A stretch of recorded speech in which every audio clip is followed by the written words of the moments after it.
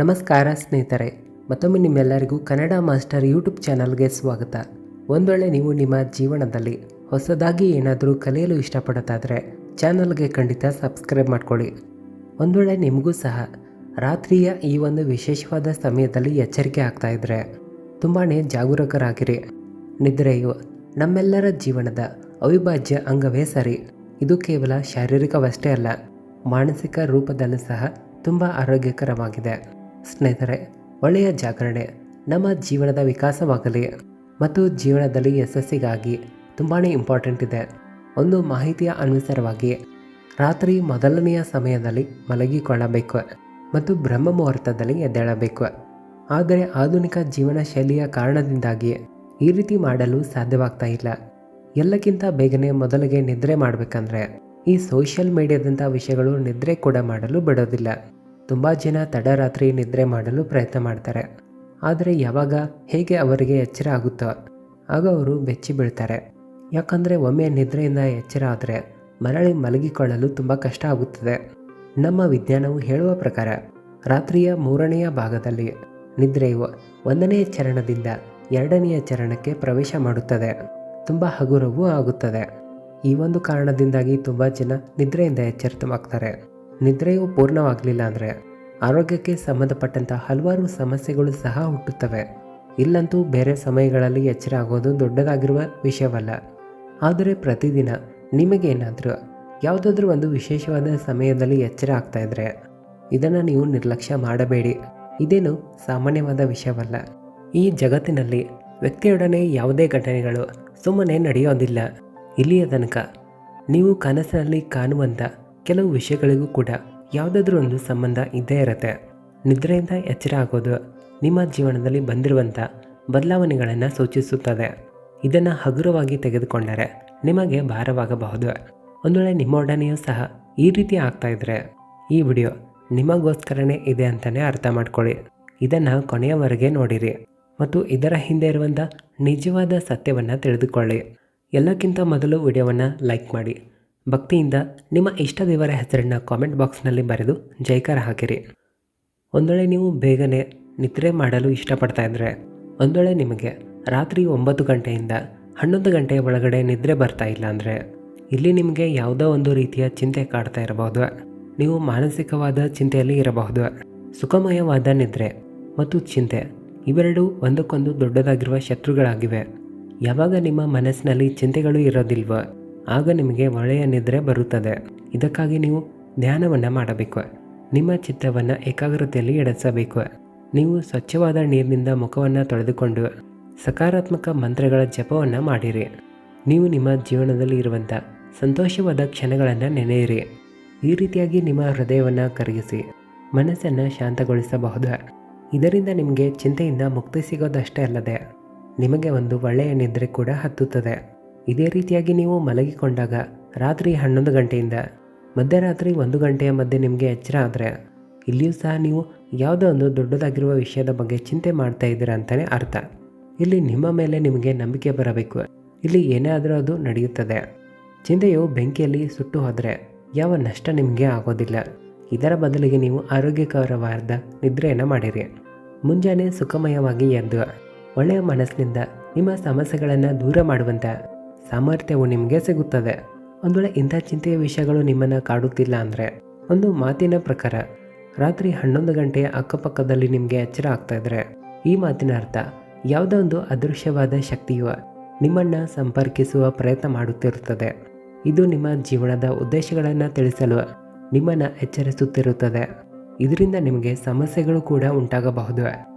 ರಾತ್ರಿ 1 ಗಂಟೆಯಿಂದ 3 ಗಂಟೆಯ ಮಧ್ಯೆ ಇರುವಂಥ ಸಮಯವು ಆಳವಾದ ನಿದ್ರೆ ಮಾಡುವಂಥ ಸಮಯ ಆಗಿರುತ್ತದೆ.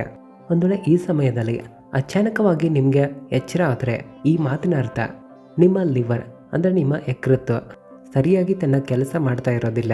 ಖಂಡಿತವಾಗಿ ಆರೋಗ್ಯಕ್ಕೆ ಸಂಬಂಧಪಟ್ಟಂಥ ಸಮಸ್ಯೆ ಇರುತ್ತೆ.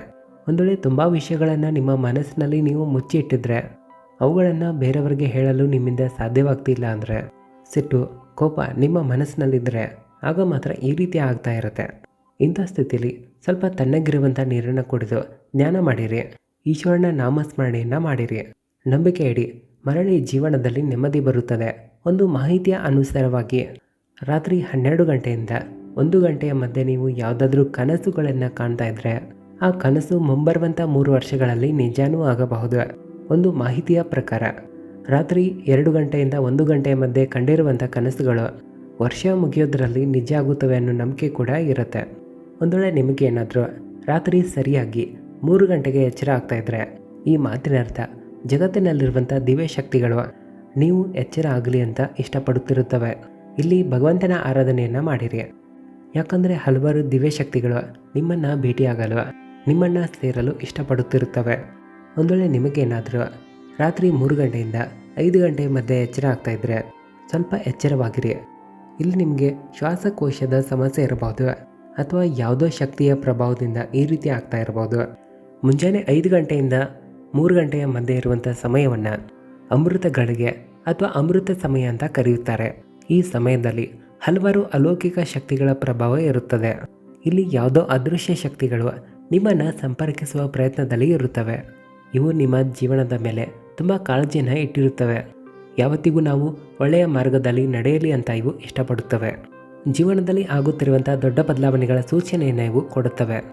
ಇನ್ನು ಮುಂಜಾನೆ 3 ಗಂಟೆಯಿಂದ 5 ಗಂಟೆಯ ಮಧ್ಯೆ ನಿಮಗೆ ಎಚ್ಚರ ಆಗ್ತಾ ಇದ್ರೆ ಈ ಮಾತಿನ ಅರ್ಥ ನಿಮ್ಮ ಮನೆಯಲ್ಲಿ ಧನಧಾನ್ಯದಲ್ಲಿ ವೃದ್ಧಿ ಆಗಲಿದೆ ಅಂತಲೇ ಅರ್ಥ ಮಾಡ್ಕೊಳ್ಳಿ.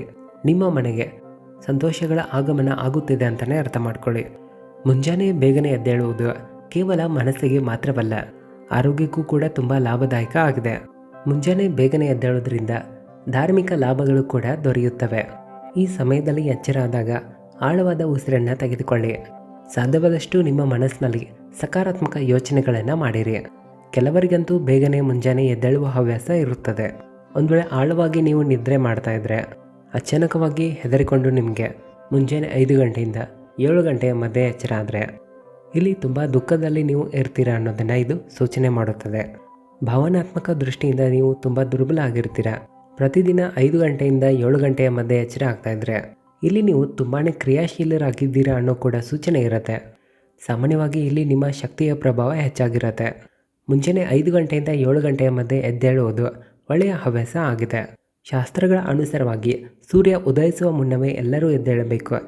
ಸಾಧ್ಯವಾದಷ್ಟು ಸೂರ್ಯೋದಯ ಆಗುವ ಮುನ್ನ ಎದ್ದು ಸ್ನಾನ ನಿತ್ಯ ಕರ್ಮಗಳನ್ನೆಲ್ಲ ಮುಗಿಸಿಕೊಂಡು ಜಪತಪಗಳನ್ನು ಪೂಜೆ ಪಾಠಗಳನ್ನು ಮಾಡಬೇಕು. ಮುಂಜಾನೆ ಬೇಗನೆ ಎದ್ದು ಮನೆಯ ಕಿಟಕಿ ದ್ವಾರಗಳನ್ನು ತೆರೆದಾಗ ಸೂರ್ಯದೇವರ ಕಿರಣಗಳು ಮನೆಯ ಒಳಗಡೆ ಸಕಾರಾತ್ಮಕ ಶಕ್ತಿ ಪ್ರವೇಶ ಆಗುವಂತೆ ಮಾಡುತ್ತವೆ. ಮುಂಜಾನೆ ಮನೆಯ ಅಂಗಳವನ್ನು ಚೆನ್ನಾಗಿ ಕ್ಲೀನ್ ಮಾಡೋದ್ರಿಂದ ತಾಯಿ ಲಕ್ಷ್ಮೀದೇವಿಯ ಆಗಮನ ಕೂಡ ಆಗುತ್ತದೆ. ಮುಂಜಾನೆ ಎದ್ದ ತಕ್ಷಣ ಎಲ್ಲಕ್ಕಿಂತ ಮೊದಲು ದೇವರನ್ನು ನೆನೆಯಬೇಕು. ದೇವರಿಗೆ ಈ ರೀತಿಯಾಗಿ ನೀವು ಧನ್ಯವಾದಗಳನ್ನು ಹೇಳಬೇಕು. ಹೇ ಭಗವಂತ, ನಿಮ್ಮಿಂದ ನನಗೆ ಈ ಜೀವನ ಸಿಕ್ಕಿದೆ. ಹೇ ಈಶ್ವರ, ನಿಮ್ಮ ಕಾರಣದಿಂದ ಈ ಸುಂದರವಾದ ಕ್ಷಣವನ್ನು ನೋಡುವ ಅವಕಾಶ ಸಿಕ್ಕಿದೆ. ಜೀವನದಲ್ಲಿ ಸರಿಯಾದ ದಾರಿಗಳನ್ನು ನೀವು ತೋರಿಸಿದ್ದೀರಾ. ಒಂದು ವೇಳೆ ನನ್ನಿಂದ ಯಾವುದಾದ್ರೂ ತಪ್ಪುಗಳು ಆಗಿದ್ದರೆ ಅವುಗಳನ್ನು ಕ್ಷಮಿಸಿ.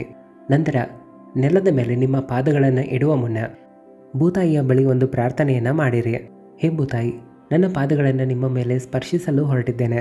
ದಯವಿಟ್ಟು ನನ್ನನ್ನು ಕ್ಷಮಿಸಿ. ನಿಮ್ಮ ಆಶೀರ್ವಾದದಿಂದ ನನಗೆ ಸರಿಯಾದ ದಾರಿಯನ್ನು ತೋರಿಸಿರಿ. ಇದಾದ ನಂತರ ನಿಮ್ಮ 2 ಅಂಗೈಗಳನ್ನು ಉಜ್ಜಿಕೊಂಡು ನಿಮ್ಮ ಅಂಗೈಗಳನ್ನು ದರ್ಶನ ಮಾಡಿರಿ. ಅಂಗೈ ಮೇಲ್ಭಾಗದಲ್ಲಿ ತಾಯಿ ಲಕ್ಷ್ಮೀದೇವಿ, ಮಧ್ಯಭಾಗದಲ್ಲಿ ತಾಯಿ ಸರಸ್ವತಿ ಮತ್ತು ಇಡೀ ಅಂಗೈಯಲ್ಲಿ ಶ್ರೀಕೃಷ್ಣ ಗೋವಿಂದನ ವಾಸ ಇರುತ್ತದೆ. ಒಂದು ವೇಳೆ ಮುಂಜಾನೆ ಎದ್ದ ತಕ್ಷಣ ನಿಮ್ಮ ಅಂಗೈಗಳನ್ನು ನೋಡಿಕೊಂಡ್ರೆ ಇಲ್ಲಿ ಎಲ್ಲ ದೇವನ ದೇವತೆಗಳ ಆಶೀರ್ವಾದ ನಿಮಗೆ ಸಿಗುತ್ತದೆ. ಯಾರು ಎಲ್ಲಕ್ಕಿಂತ ಮೊದಲು ಮುಂಜಾನೆ ಎದ್ದ ತಕ್ಷಣ ತಮ್ಮ ಅಂಗೈಗಳನ್ನು ನೋಡಿಕೊಂಡು ತಮ್ಮ ದಿನವನ್ನು ಶುರು ಮಾಡುತ್ತಾರೋ ಅಂಥವರು ಖಂಡಿತವಾಗಿ ಜೀವನದಲ್ಲಿ ಯಶಸ್ಸನ್ನು ಪಡೆದುಕೊಳ್ತಾರೆ. ಮನೆಯಲ್ಲಿ ಸುಖ ಶಾಂತಿ ಸಮೃದ್ಧಿ ವಾಸ ಮಾಡುತ್ತದೆ. ವಿಡಿಯೋ ಇಷ್ಟ ಆದರೆ ನಿಮ್ಮ ಇಷ್ಟ ದೇವರ ಹೆಸರನ್ನು ಕಾಮೆಂಟ್ನಲ್ಲಿ ಬರೆದು ವಿಡಿಯೋವನ್ನು ಎಲ್ಲರಿಗೂ ಶೇರ್ ಮಾಡಿ. ಧನ್ಯವಾದಗಳು.